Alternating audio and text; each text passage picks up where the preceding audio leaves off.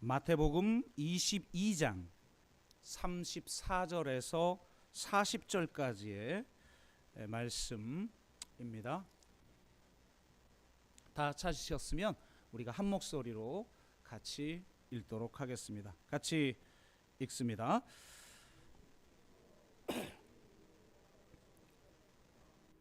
바리새인들이 듣고 모였는데 그 중에 한 율법사가 예수를 시험하여 묻되 선생님, 율법 중에서 어느 계명이 크니까?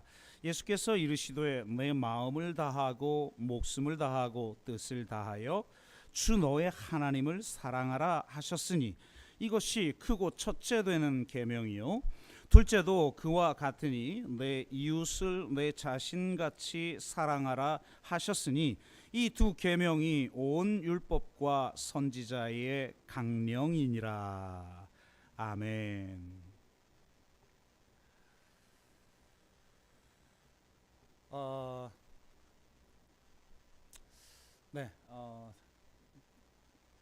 어제야 저도 인식을 좀 제대로 했는데요. 화요일까지 연휴라는, 물론 월요일 날 못 쉬시는 분도 있지만 대체 공휴일이나 또 월차를 통해서 화요일까지 거의 공휴일을 보내시는 분들이 계셔서 자리가 좀 많이 빈 것 같아요. 그런데도 어제 또 이런 연휴에 오셔서 식사 준비를 하신 분들이 계셔서 잠깐 대화를 나누다가 정유정 살인 사건에 대한 얘기를 듣게 됐어요. 제가 최근에 뉴스를 좀 보질 못해서 전혀 몰랐던 이야기인데 듣고 좀 상당히 충격을 받았습니다.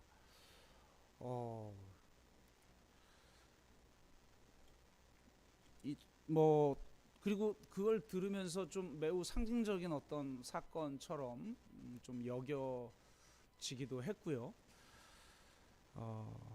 그래서 한참을 도대체 어떤 사건이지 궁금해서 또 인터넷으로 검색을 해보면서 또 사건을 좀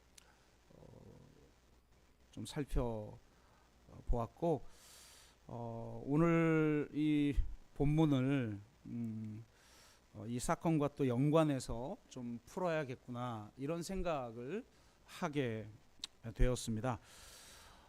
이 주제가 만만치 않은 주제다 보니까 준비가 굉장히 어려웠어요. 그래서 어제 새벽 3시까지 준비하다가 도저히 더 하기도 어렵고 해서 마치고 왔는데 이거 진짜 잘하면 이 마지막 일주일 기간 끝까지 못 마치고 중간에 잠깐 또 멈췄다가 나중에 좀 여유 있을 때 해야 되지 않을까 하는 생각도 들 정도로 이 주제가 만만치 않은 주제입니다. 이 마지막 일주일 기간의 이 이야기들은 그러나 어쨌든 한번 좀 주어진 대로 한번 풀어 보도록 하겠습니다.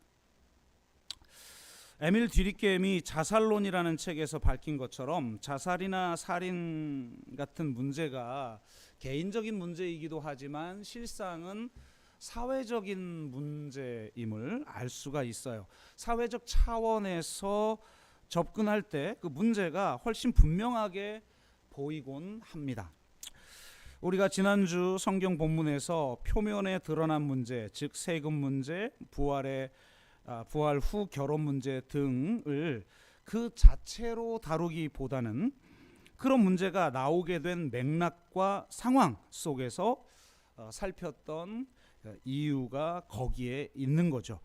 조금은 어려워도 그렇게 접근해야만 성경의 말씀이 바로 보이고 보다 입체적으로 이해될 수 있는 것입니다. 제가 자주 하는 말이 있죠. 개인적으로 선해도 사회적으로 악할 수 있고 도덕적으로 선해도 기능적으로 악할 수 있다. 그러니까 개인적 차원과 사회적 차원은 다른 문제라는 거예요. 내가 개인적 차원에서는 아무 문제가 되지 않는 우리의 주장과 우리의 의도들이 그것이 사회적 차원으로 나아갈 때는 전혀 다른 효과를 만들어 낸다는 겁니다. 전혀 다를 뿐만 아니라 심지어는 아예 반대의 효과가 나타나기도 합니다. 사회학에서는 이런 현상이 너무 비일비재하기 때문에 아예 전문 용어가 있습니다. 정책 효과의 역설이라고도 하고 의도치 않은 결과라고 하는 용어로 이 현상들을 설명하곤 합니다.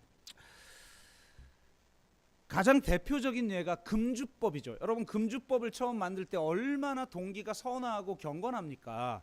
사람들을 술을 먹지 못하게 하여서 모두가 경건한 사람이 되게 하고 사회는 건전한 사회가 되도록 하기 위해서 금주법을 만들었죠. 매우 선하고 정당한 의도를 가진 이 법은 입법 목적과는 정반대 결과를 초래했어요. 개인적 차원에서는 술 먹지 마, 이게 좋은 말이죠. 그리고 경건한 의도에서 매우 선한 의도에서 상대에게 권하는 건데, 이게 사회적 차원으로 가면 완전히 다른 문제가 되는 거예요. 이런 게 뭐 비일비재하니까, 대부분의 이슈가 다 이러니까 완전히 정반대의 결과를 초래한 거예요. 도리어 사람들은 술을 더 많이 마셨고, 이 금주법이 있기 전보다 더 많이 마시게 됐고, 깽당과 범죄 조직을 양산하였으며 엄청난 부를 쌓게 만들었고, 권력과 결탁하여 부패는 더 심해졌고, 술과 연관된 농업 경제를 파괴하여서 사회는 처참한 지경에 이르게 됩니다. 그래서 결국 금주법은 폐지가 되죠. 이처럼 개인적인 의도와는 정반대의 결과를 사회적 차원에서는 만들어 낸다는 겁니다. 그러니까 우리가 이 사회적 차원의 문제를 볼 수 있는 눈을 갖지 않는 한 나는 계속 옳다고 생각하고 선하다고 생각해서 주장하는 게 실질적으로는 내 의도와는 정반대의 결과를 만들어낸다라는 겁니다. 그거는 바리새인들이나 사두개인도 마찬가지고 예수님이 하신 말씀도 마찬가지인 것이죠.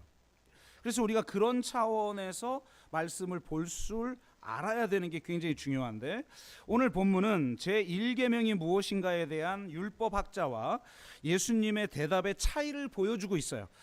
이건 단지 무엇이 제1계명이냐는 신학적 주장만을 의미하지 않습니다. 그 주장이 어떤 공동체나 사회를 만들어내느냐의 문제와도 연결이 되는 거죠. 그것을 정유정 사건과도 연결하여서 오늘 좀 말씀을 풀어보도록 하겠습니다.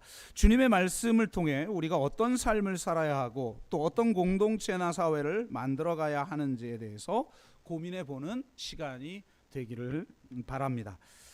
성전 정화 사건 이후 예수님을 찾아온 네 그룹이 있죠. 그러니까 이게 굉장히 중요한 거예요. 이게 왜 그렇게 많이 찾아왔는데 네 그룹일까? 그 사회를 지배하고 있는 네 개의 집단 아니겠어요? 그 집단들이 예수님을 지금 공격하고 있는데, 놀랍게도 그 네 개의 집단들과 예수님은 비슷한 말을 하면서 동시에 다른 이야기를 하는 거죠. 항상 이러신단 말이에요. 오늘 본문에서는 마지막 그룹으로 예수님이 가장 심하게 다루었던 바리새파가 찾아옵니다. 아마 바리새파는 예수님을 최고의 경쟁자로 여겼을 거예요.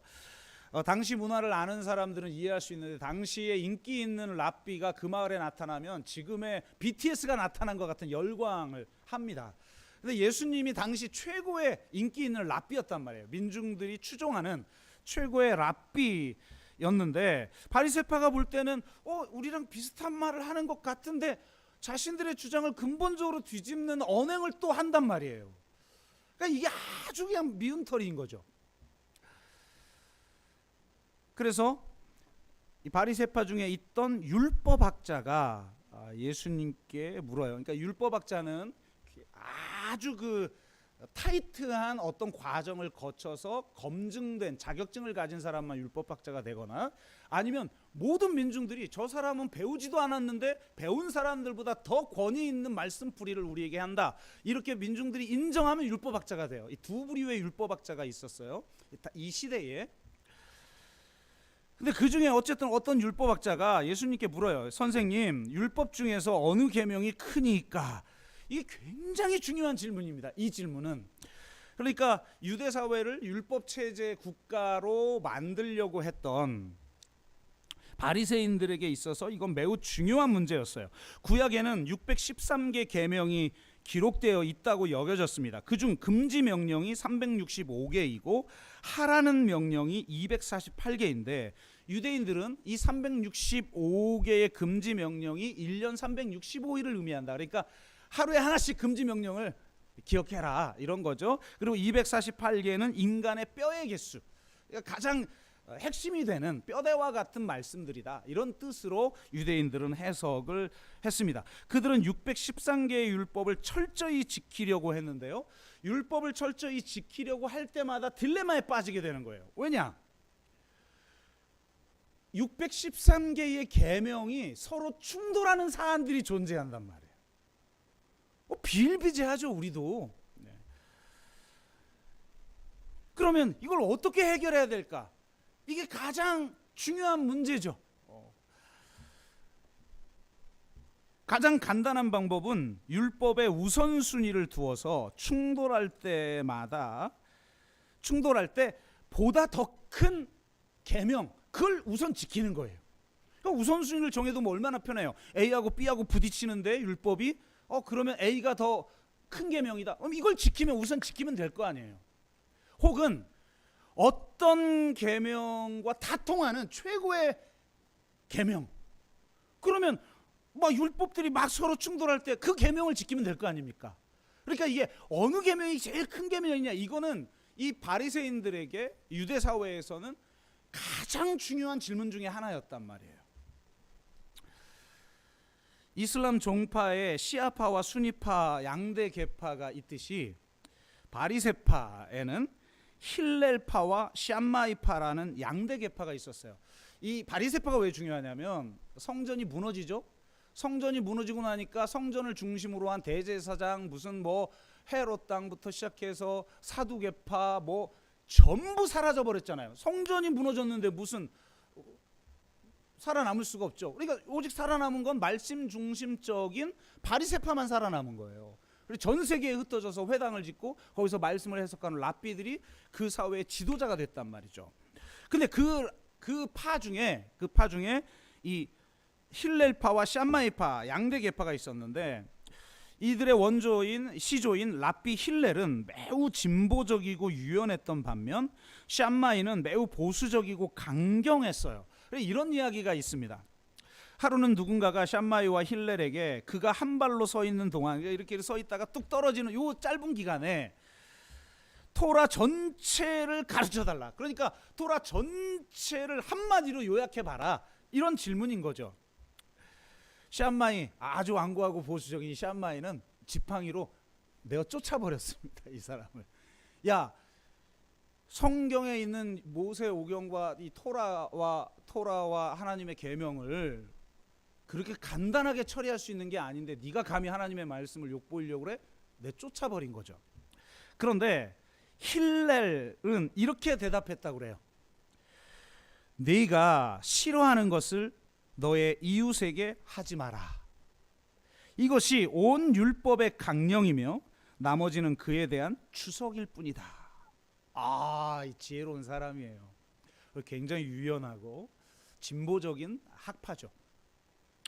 당대 이 양대 계파가 있었단 말이에요. 그래서 이 바리새파 율법 석사가 예수님에게도 묻는 거예요. 우리 편인 것 같아, 아닌 것 같은, 이 예수에게 물은 거예요. 제일 큰 계명이 뭡니까? 그랬더니 예수님이 뭐라고 대답합니까? 그 유명한 이중 계명으로 답을 하죠.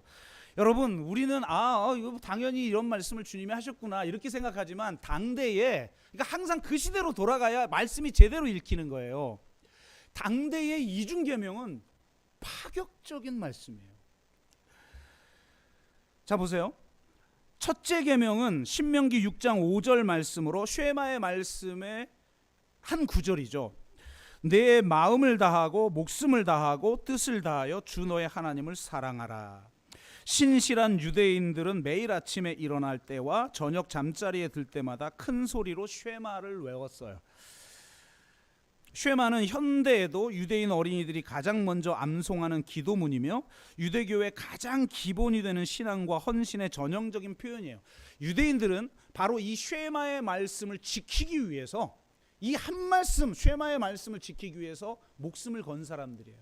이 한 말씀 지키려고 수많은 사람이 순교합니다. 그래서 랍비의 순교 이야기가 굉장히 많아요. 근데 그들이 순교할 때마다 막 제자들이 막 슬퍼하잖아요. 그러면 너희들 왜 슬퍼하냐? 나는 오직 이 한마디를 지키기 위해서 지금까지 살았는데 마지막 순간 이 말씀을 온전하게 지킬 수 있게 되었다. 너희들 왜 슬퍼하냐? 기뻐해라.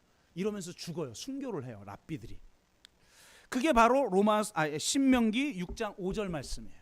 유대인들이 절대적으로 여기는 말씀. 근데 예수님이 이것이 제1계명이라는 걸 인정해요. 예수님도 인정해요.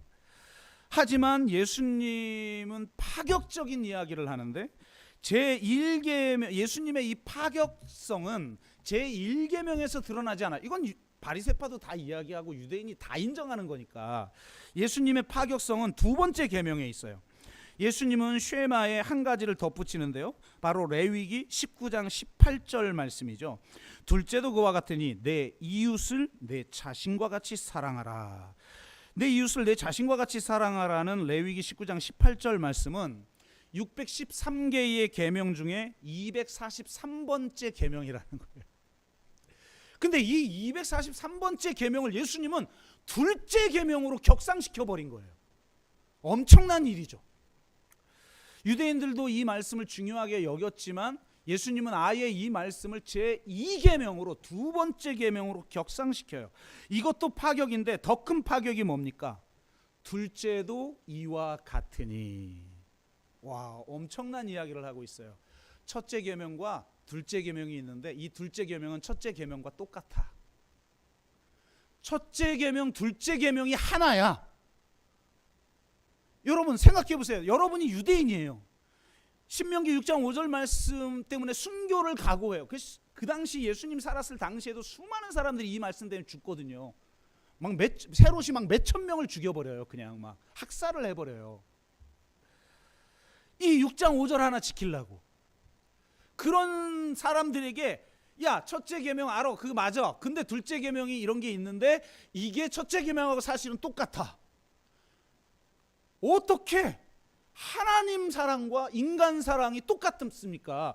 여러분도 인정 못하겠죠, 솔직히. 완전히 다른 거잖아요. 차원이 다른 거잖아요, 하나님 사랑과 인간 사랑은. 그런데 예수님의 파격은 그 첫 번째 계명과 둘째 계명이 사실 똑같아. 하나야. 이게 파격이에요, 예수님의 파격.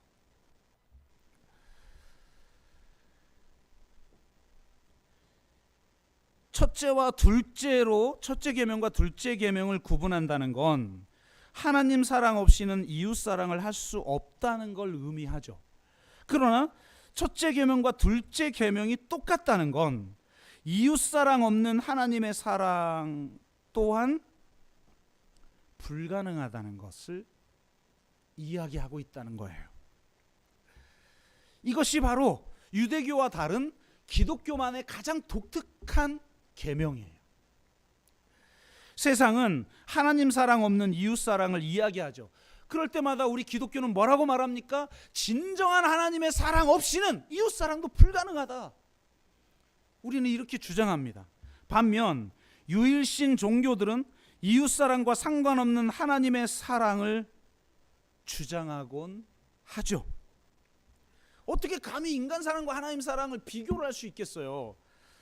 그런데 기독교는 원래 전통 기독교는, 성경의 기독교는 이웃 사랑 없는 하나님의 사랑은 거짓이라고 말하고 있다는 거예요. 이게 무서운 거죠. 이게 역사 속의 기독교를 포함해서 수많은 유일신 종교들은 이웃 사랑 없는 하나님 사랑을 주장했죠. 그것의 결과가 뭐였습니까? 바로 폭력이었죠. 여러분, 기독교 역사를 공부해 보면 기독교가 참 잔인한 폭력의 죄를 저지릅니다. 기독교의 7가지 죄라는 책이 있어요. 그래서 기독교 역사 속에서 기독교가 범한 죄악을 읽어보면 참혹해요. 참혹해. 이게 얼마 전의 역사도 그런 역사가 있었죠. 기독교만이 아니라 다른 유일신 종교들도 그러곤 하였죠. 기독교 학자들은 까라마조프의 형제들에 나오는 문구를 중요하게 여기죠. 신이 없다면 뭐든지 할 수 있다. 그러니까 하나님이 없다면 모든 것이 상대적인 것이 되어버려서 다 자기 각자 속여 오르는 대로 행한다는 거예요. 그러니까 하나님이 필요하다. 우리는 이렇게 주장하는데 철학자 지젝은 이렇게 말합니다. 신이 있다면 뭐든지 할 수 있다. 와. 기독교는 신이 없으면 뭐든지 가능해. 막 악도 가능해. 그러니까 너희들 신이 필요해. 이렇게 말하는데 철학자 지젝이 기독교를 향해서 이렇게 조롱하는 거죠. 신이 있다면 모든 걸 할 수 있다. 너희들은 다 신의 이름으로 지금까지 폭력을 저지르지 않았냐. 왜? 신을 사랑한다는 명목으로, 신께 영광 돌린다는 명목으로 이웃사랑을 하지 않고 이웃에게 폭력을 행했던 기독교의 역사를 지금 우리에게 보여주는 거죠. 이처럼 이웃사랑 없는 하나님 사랑은 항상 왜곡될 수밖에 없어요. 왜곡된 기독교와 왜곡된 유일신 종교들은 항상 신의 사랑이라는 이름으로, 절대자 신의 이름으로 폭력을 행사했고 악을 저질렀어요. 그 악은 처참합니다. 여러분 공부를 해보면. 그러니 반드시 이웃사랑과 하나님 사랑이 하나가 돼야 돼요. 그게 기독교의 본류예요. 주님이 직접 하신 말씀이에요. 예수님의 이웃사랑의 메시지는 또 하나의 중요한 측면을 우리에게 보여주고 있는데요. 재미있게도 누가복음 10장에서는 도리어 이 이중계명 대답을 율법학자가 합니다. 율법학자가 예수님에게 질문해요. 어떻게 해야 영생을 얻습니까? 그랬더니 예수님이 야, 그럼 성경에는 뭐라고 대답하더냐? 뭐라고 기록되어 있고 너는 어떻게 성경을 읽느냐? 그랬더니 이 율법학자가 놀랍게도 이중계명을 이야기합니다. 하나님을 사랑하라, 또한 내 이웃을 내 몸과 같이 사랑하라, 이것입니다. 그러니까 주님이 얼마나 놀라셨겠어요. 주님이 뭐라고 말씀하셔요? 너도 그러면 네 대답이 옳다. 이를 행하라. 그러면 너는 살리라. 무슨 말이에요? 이를 행하라. 그럼 너 영생을 얻게 될 거야. 이렇게 대답하신 거죠.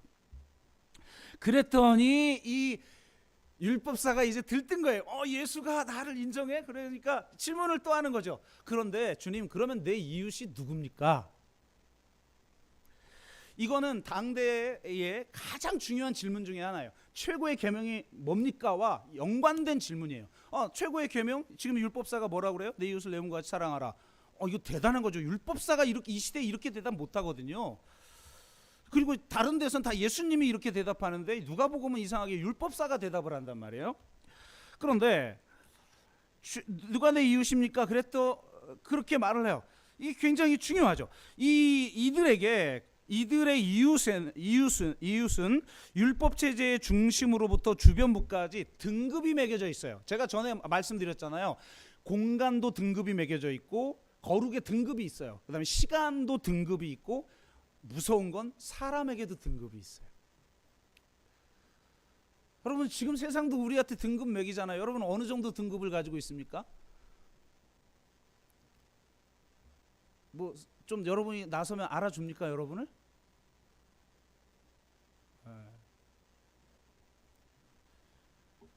대접 좀 해줍니까? 네. 끝자리에 앉아도 첫 자리로. 아이고 목사님 거기 앉으시고 계시네. 이쪽으로 앉으세요. 이런 취급 받으십니까?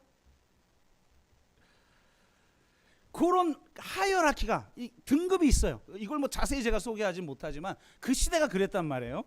사실은 지금 시대가 그렇죠. 등급이 매겨져 있잖아요. 몸값, 신용 등급, 뭐라고 해야 될까? 이런 거 다 매겨져 있죠.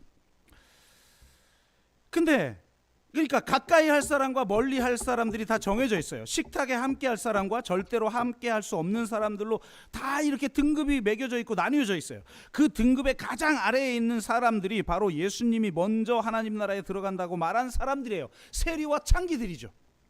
가난한 자들과 몸 불편한 자들과 저는 자들과 맹인들이에요. 거기 율법 체계에 가장 저 밑바닥에 있는.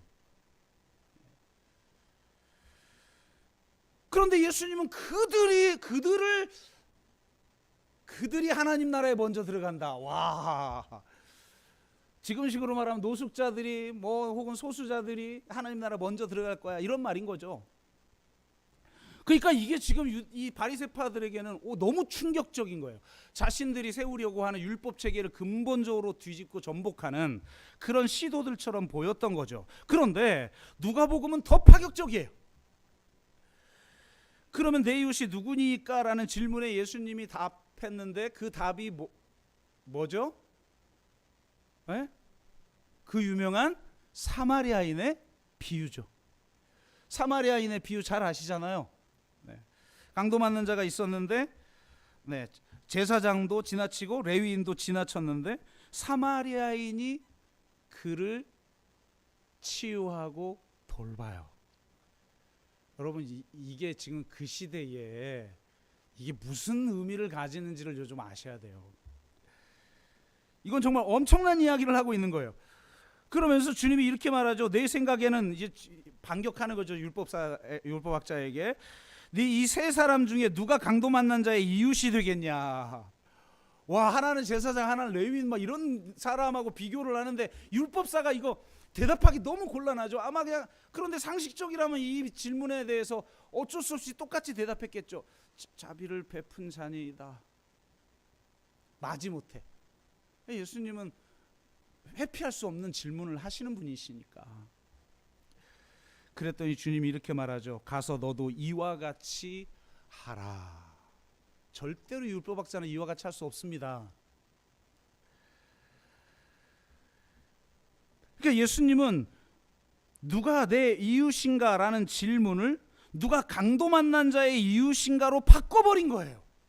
여러분 이 질문은 굉장히 중요해요. 모두 어떤 특정한 질문 그리고 질문에 대한 어떤 대답들을 가지고 살아가요. 여러분이 품고 있는 어떤 질문이 무엇이냐에 따라 여러분의 정체성이 결정되고 여러분의 삶의 성격과 방향이 결정되는 거예요. 여러분이 모르더라도 여러분이 지금 살고 있는 삶을 보면 여러분이 어떤 질문을 가지고 살아가는지가 보여요. 근데 누가 내 이웃입니까? 라고 하는 질문은 율법 체제를 만들어내지만 누가 강도 만난 자의 이웃인가? 라는 질문은 은혜의 체제를 만들어내는 거죠. 거룩의 체제를 자비의 체제로 바꿔버립니다. 세리와 창기, 가난한 자들과 몸 불편한 자들과 저는 자들과 맹인들은 율법 체제의 가장 밑바닥에 있는 사람들이에요. 지금 자살한 세 모녀같이 그런 사람들, 도시 한가운데에서도 물이 범람하여서 지하의 방에서 죽어간 사람들, 이런 사람들, 세상에서 가치 없는 지금 수많은 히키코모리들, 정유정 같은 사람들, 수많은 사람들, 그게 밑바닥에 있는 사람들이죠. 근데 이들보다 못한 사람들이 누구냐면 유대인들이 개, 돼지보다 못한 존재로 여기는 이방인들이에요. 왜냐하면 이들은 율법 체제 바깥에 있는 존재들이거든요. 그러니까 개, 돼지 보듯이 한 거죠. 그런데 이들보다 더 못한 존재가 있어요. 누굴 거예요? 찍어보세요. 저는 항상 답을 말하고 나서 질문을 한다고 그랬잖아요. 누굴까요? 사마리아인이죠. 왜냐? 사마리아인은 동족인데 이방인이에요. 그러니까 무슨 말이냐면 이 세리와 창기는 율법 체제 가장 아래에 있는 사람이고 이방인은 율법 체계 밖에 있는 사람인데 사마리아인은 이 율법 체계의 경계를 흐리는 사람이에요. 가장 혐오스러운 건 어떤 존재 바깥에 있는 게 아니에요. 그래도 우리도 그래서 혐오스러운 거 보면은 바깥에 있는 것 중에 혐오스러운 게 있죠. 그런데 내가 뱉은 가래,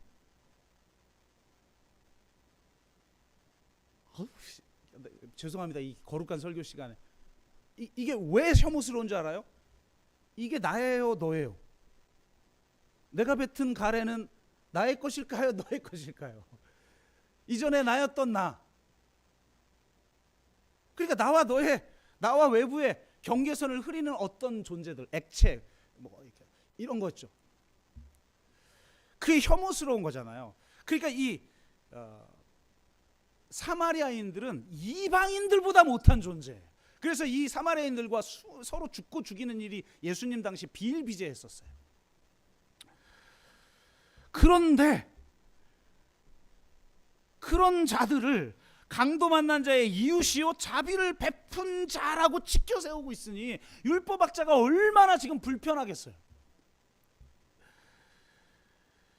주님이 세우고자 하는 하나님의 나라의 공동체에는 사마리아인들도 함께 할 수 있는 나라입니다. 그의 나라 백성이 되는 기준은 누가 내 이웃인가가 아니라 누가 강도 만난 자의 이웃인가라는 질문을 가진 자들이며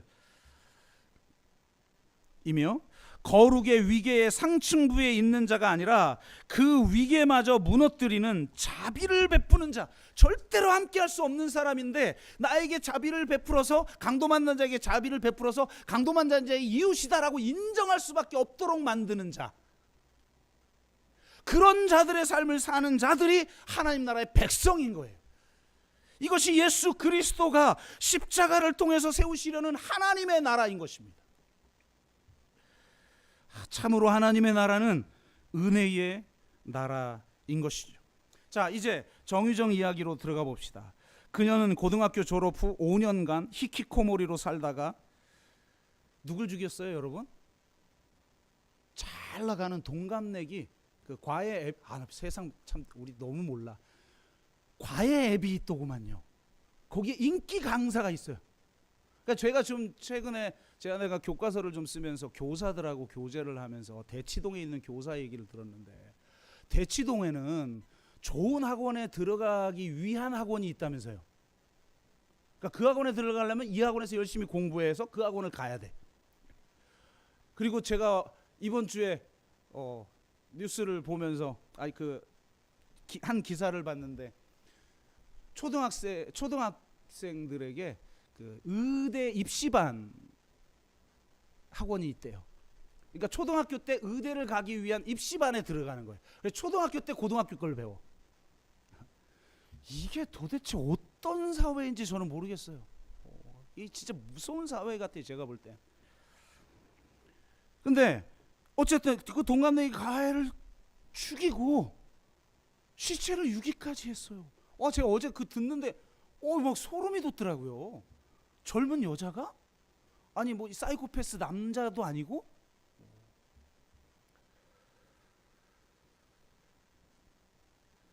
도대체 왜 이런 일들이 이렇게도 자주 일어나는 걸까요? 이게 저는 더 무서운 현상이라고 생각해요. 그래서 한 개인의 문제보다 사회의 문제를 짚어보는 게 중요하다고 생각합니다. 교도소의 재소자들과 직접 상담하기도 하고 수십 년간 폭력 문제를 연구해온 정신의학자 제임스 길리건은 어느 날 충격적인 사실에 직면합니다. 그는 연구 중에 1900년부터 2007년까지의 공식 통계를 보게 되었는데요. 미국의 장점은 모든 걸 다 통계로 정보화한다는 거예요. 통계를 모르면 사회를 못 보는 거예요. 그래서 1900년부터 2007년까지의 공식 통계를 보게 되었는데 거기서 놀라운 걸 발견해요. 첫째는 살인율과 자살률이 함께 올라갔다가 내려간다는 거예요. 그러니까 한 107년간이죠. 107년간 동안에 이 살인율 그다음에 뭐 자살률이 있을 거 아니에요. 이게 올라가다가 내려가다 올라가다 내려가다 이걸 반복한단 말이에요. 그런데 이게 함께 올라가더라는 거예요. 여러분 잘 아시듯이 자살은 어떻게 보면 개인 심리적인 문제로 여기고 살인은 범죄학적인 문제로 다루곤 하잖아요. 자살과 살인은 매우 상반된 현상이어서 함께 다룰 수 없다고 여겨져 왔어요.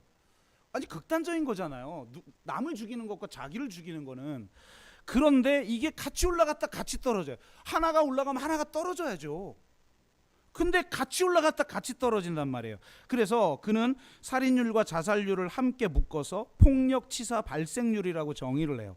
자살은 자신에게 폭력을 가하는 것이고 살인은 타인에게 폭력을 가하는 것이니까 합당한 정의라고 생각돼요. 둘째, 그가 발견한 것은 폭력치사 발생률이 특정 시기에 하늘로 치솟다가 다른 특정 시기에는 바닥까지 내려간다는 거예요. 그는 이게 궁금했어요. 왜 어느 때에는 전염병 수준이라고 이분이 표현한, 왜냐하면 전염병 막 이런 학자이기도 하니까 정신의학자니까 폭력의 전염성을 연구하는 사람이니까 전염병 수준으로 올라가고 왜 어떤 시기 또 다른 시기에는 그게 내려갈까? 이 현상을 연구를 하다가 그가 쇼크를 받습니다. 그는 그냥 세상과 담싸는 그냥 오직 그 폭력 연구하고 교도소의 그 재소자들 상담하고 이런 역할만 했던 사람인데, 이 사실을 발견하고 나서 너무 충격을 받아서 그는 한동안 이 사실을 받아들일 수 없었다고 말을 해요. 무엇인지 아십니까? 1900년부터 2007년까지의 통계를 보면 폭력 치사 발생률이 급증하는 시기는 모두 공화당이 집권하는 시기이고, 급격하게 감소하는 시기는 모두 민주당이 집권하는 시기하고 완벽하게 일치한다는 거예요. 너무 충격적이어서 믿을 수가 없어 수없이 반복하며 연구를 해봤지만 결국 같은 결론에 도달합니다. 도대체 왜 이런 현상이 나타나는지를 그는 연구하기 시작했는데, 그는 자신의 연구의 당파성, 나는 민주당파야, 나는 공화당파야, 이게 절대 개입하지 못하도록 양당이 주장하는 가치, 주장, 이거에는 관심을 가지지 않은 거예요.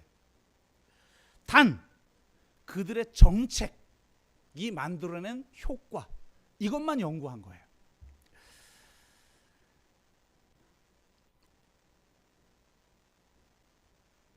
보통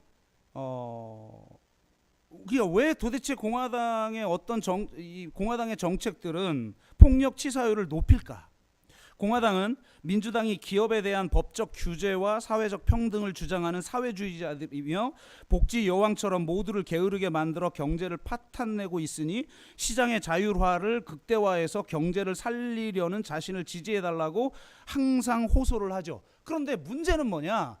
개인적으로 이런 가치를 가지고 주장할 수 있어요. 그런데 문제는 이 당의 정책이 만들어내는 효과는 그들의 주장과 정반대 현실을 만들어낸다는 겁니다.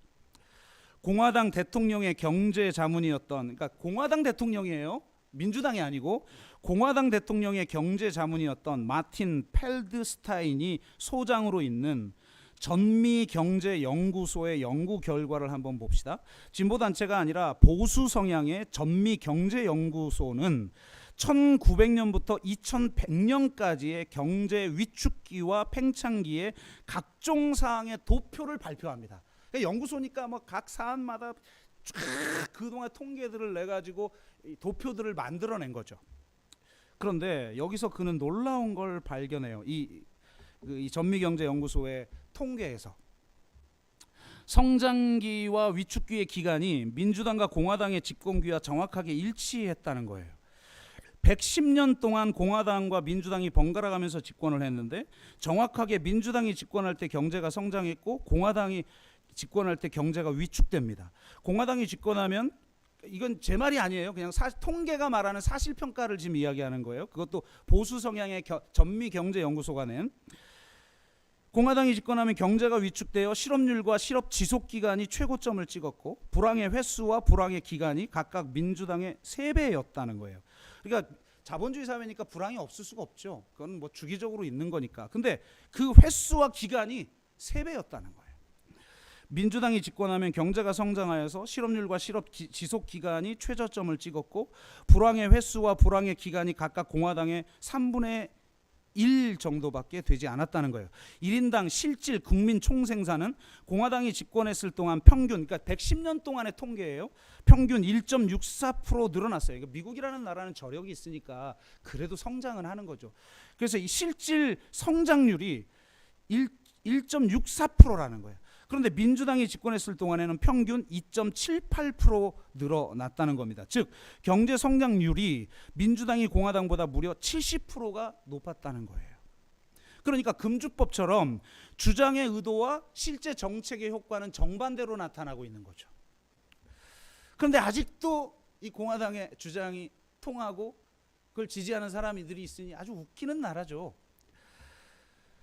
이와 연관된 자연스러운 결과로서 무엇보다도 공화당이 집권할 때마다 불평등도가 하늘로 치솟습니다. 바로 이 학자가 연구한 바에 의하면 이 불평등도가 자살률과 살인율을 높인다는 거예요.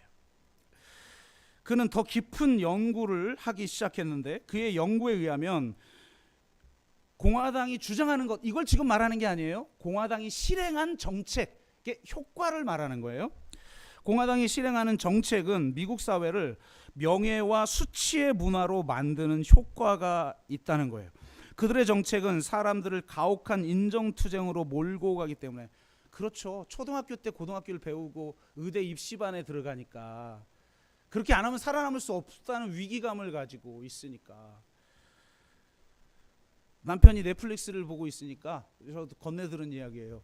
그 부인도 교사고 남편도 교사인데 지금 뭐 하고 있냐고, 지금 나가서 돈 벌어와야지.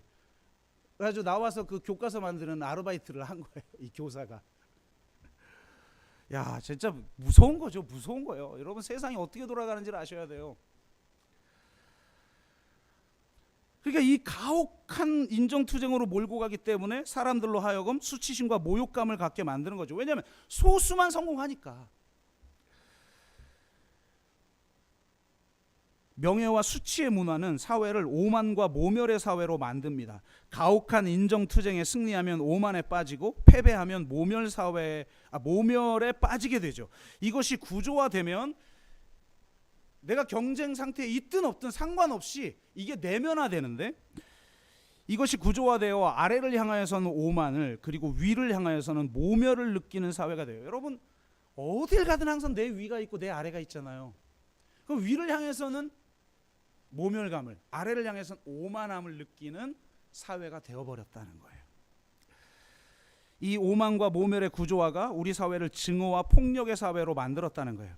제임스 길리건이 살인죄로 수감된 재소자들과 심층 인터뷰를 했는데, 이 재소자들이 반드시 하는 말이 있다는 거예요. 왜 죽였냐?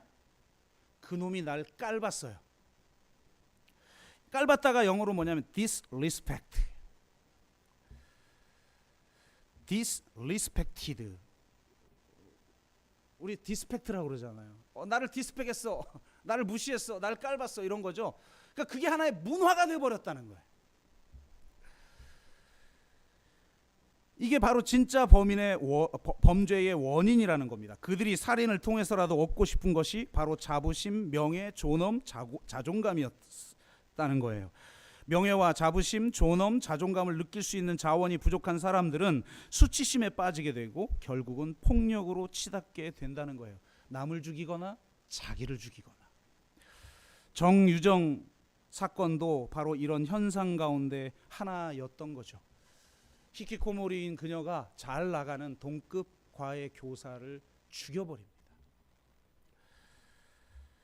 폭력 전문가인 그는 폭력 치사 발생률을 낮추는 길은 이 사회에서 불평등을 없애는 길밖에 없다고 말합니다. 또한 권력과 재산의 유무와 상관없이 모두를 동등하게 존중하는 문화를 만들지 않는 한 폭력치사 발생률을 떨어뜨릴 수 없다고 말합니다. 여러분, 어떻게 그 사회를 바꿀 수 있을까요? 저는 그것을 바꿀 수 있는 길은 성경에 있다고, 목사라 그런지 몰라도 이 연사 강력히 주장, 저를 국회로. 농담이에요. 여러분, 세상은, 여러분 경영학 공부를 해보고 사회학 공부를 해본 사람은 다 이 법칙을 들어보셨을 거예요. 80-20 법칙이라고. 세상이 그렇게 돌아간다는 거예요. 예를 들면 심지어 이건 자연 법칙으로 적용하는 사람도 있는데, 여러분 개미들이 굉장히 열심히 살죠. 개미에게 본받으라 막 이러잖아요. 잠언서에도 보면. 근데 개미가 다 열심히 하지 않죠. 20%만 열심히 하고 80%는 계속 놀면서 돌아다니는 거예요. 그게 일하는 게 아니라. 그래서 열심히 일하는 20%를 따로 떼놓으면 그 20% 중에서도 20%만 일하고 나머지는 또 열심히 일했던 그 개미 중에 나머지 80%는 논대요. 참 별일이죠. 실제로 80%의 수익을 가져오는 건 20%의 사람들이라는 거예요. 그래서 그 20%의 관심을 가져야 된다. 이게 경영학 법칙이죠. 그래서 백화점에서는 그 20%를 특별하게 다루는 부서가 있고, 그 20%보다 더 상위에 있는 1%를 관리하는 VIP 부서가 있죠. 여러분이 잘 아시는 스카이 캐슬에 나오는 내용 아닙니까? 저는 그게 뭐 이런 게 다 있어 그랬더니 이게 다 현실에 있다며요. 실제로 우리는 그거하고 먼 밑바닥에서 사니까 도무지 이거 상상이 안 되죠. 20, 80% 사회, 이것이 이제는 10, 90 사회 혹은 1, 99 사회로 점점 심화되고 있다는 거예요. 명예와 수치의 문화가 만들어낸 오만과 모멸의 사회가 점점 심화되어 증오와 폭력 사회가 되어가고 있습니다. 도대체 이 사회의 이 증상들을 어떻게 치유해야 될까요? 복음밖에는 답이 없는 거예요. 주님께서는 하나님께서 이 세상의 가치와 정반대의 가치를 가지신 분이라고 말씀하십니다. 우리 하나님은 울타리 안에 있는 99마리의 양을 내버려 두고 잃은 양 한 마리를 찾아 나서는 참 목자이십니다. 얼마나 세상과 다릅니까? 세상은 20마리를 위해 80마리를 혹은 10마리를 위해 99마리를 혹은 한 마리를 위해 99마리를 외면할 수도 있는 사회입니다. 하지만 하나님은 잃은 양 그 한 마리를 천하보다 귀하게 여기시는 분인 줄로 믿습니다. 율법 체제의 하이라키 가운데 그 100위에서 100명 중에 그 100위에 있는 사람, 그 한 사람을 천하보다 귀하게 여기는 거예요. 그 한 사람을 다른 모든 사람과 동등하게 여기는 분이십니다. 그렇다고 나머지 99마리를 주님이 외면한 걸까요? 울타리 안에 있는 99마리는 잃은 양 한 마리에 대한 목자의 태도를 보면서 자신에 대한 목자의 태도를 보게 되었을 거예요. 99마리의 양은 이렇게 생각했겠죠. 아, 내가 길을 잃을 때도 저 목자는 찾아오겠구나. 이게 그 한 마리 잃은 양을 찾아 나서는 참 목자가 나머지 99마리에게 던지는 메시지예요. 진짜 하나님 나라는 바로 이 잃은 양 한 마리를 천하보다 귀하게 여기는 나라예요. 그 이미 구원받은 99명보다 단 한 명이 하나님께 돌아왔을 때 천군 천사가 기뻐하는 나라. 이 사회가, 이 땅의 사회가 하나님 나라와 가까운지 멀리 있는지를 알려면 지극히 작은 자에 대한 태도가 어떤지를 보면 알 수가 있어요. 지극히 작은 자가 과연 자긍심을 느낄 수 있는 그런 사회인가? 이 사회는 바로 그들이 자긍심을 느낄 수 있도록 하는 정책을 세우고 그런 체제를 만드는 사회인가? 주님은 율법체제 가장 밑바닥에 있는 세리와 창기들과 식탁을 함께 하셨습니다.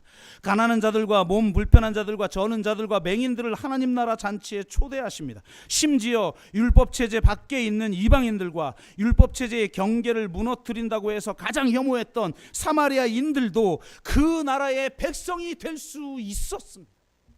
어떤 조건도 없이 오직 은혜로 주님의 그 사랑을 받아들이기만 하면 그 나라의 백성이 될 수가 있었던 것입니다. 그들을 원수로 만드는 율법체제의 경계선인 막힌 담을 헐어버리고 둘을 하나 되게 하시기 위해 자신의 생명을 우리 주님은 내어 주셨습니다. 모든 걸 버려두고 잃은 양 한 마리를 찾아 나서는 하나님의 아들인 예수 그리스도께서 우리를 찾아 나서기 위해 십자가에서 자신의 생명을 내어 주셨습니다. 이 한량없는 사랑만이 우리가 하나님의 백성이 되고 하나님의 자녀가 될 수 있으며 우리를 변화시킬 수 있고 이 세상을 바꿀 수 있는 능력인 것입니다. 저와 여러분이 바로 이 십자가의 사랑을 경험하고 이 세상 가운데 이 십자가의 사랑을 흘려보내기를 주의 이름으로 축복합니다. 결론을 맺습니다. 이중 계명은 단지 제일 큰 계명이 무엇인지 알려주는 신학적 명제만이 아닙니다. 이중 계명은 하나님의 나라가 어떤 곳인지, 우리가 누구의 이웃이 되어 주어야 하는지를 보여주는 계명입니다. 그 계명을 살아낼 때 우리의 공동체가 진정한 하나님 나라의 공동체가 되고, 그것을 이 세상 가운데 실천하고 증언할 때 이 세상은 하나님 나라에 가까워지는 것입니다. 그리고 그것을 살아낼 유일한 방법은 우리가 십자가의 사랑에 완전히 사로잡히는 것입니다. 이웃을 사랑하기 위해서는 자기 자신을 먼저 사랑할 수 있어야 합니다. 여러분을 있는 그대로 사랑하신 하나님의 사랑을 온전히 누려야 합니다. 여러분이 혹 이 세상 가운데 저 100번째에 있는 가장 밑바닥에 있는 존재라 할지라도 아무것도 잘 해내는 게 없고 뭔가 사회에 내세울 것도 없고 내가 끝자리에 가면 마땅히 끝자리에 갈 존재지 라고 세상이 나를 취급해도, 늙어서 가치 없는 것 같고 내가 장애인이어서 이 세상에서 무슨 역할을 할 수 없는 것 같고 어려서 아무것도 할 수 없는 것 같다 할지라도 하나님은 우리의 존재만으로 가장 소중하고 존귀한 존재로, 천하보다 귀한 존재로 여기시는 것입니다. 그 사랑으로 나를 사랑할 수 있을 때 우리가 이웃을 사랑하는 거예요. 주님이 뭐라고 말씀하셨습니까? 내 이웃을 내 자신같이 사랑하라. 그러니까 내 자신을 사랑할 수 있을 때만 우리는 이웃을 사랑할 수 있는 거예요. 이데올로기는 이웃을 사랑할 수 있게 하지 못합니다. 도리어 이데올로기는 수많은 사람을 죽였어요. 나치가 그랬고 스탈린이 그랬습니다. 오직 이 십자가의 사랑에 완전히 사로잡힌 사람들이 이 세상에 가장 쓸모없고 상처있고 소외된 지극히 작은 자들을 온전히 천하보다 귀한 자로 여기며 존중하는 세상을 만들 때, 그리고 우리가 그런 공동체를 이루어 세상에 증언할 수 있을 때 세상은 하나님께 손을 내미게 될 줄로 믿습니다. 이 사랑에 온전히 사로잡혀 여러분의 가정에서, 여러분의 직장에서, 일터에서, 또 이 교회에서, 그리고 이 지역에서, 이 땅에서, 이 사회에서, 이 세상에서 정말 이 이중계명을 온전히 누리고 실천하는 저와 여러분 되시기를 주의 이름으로 축복합니다. 기도하겠습니다.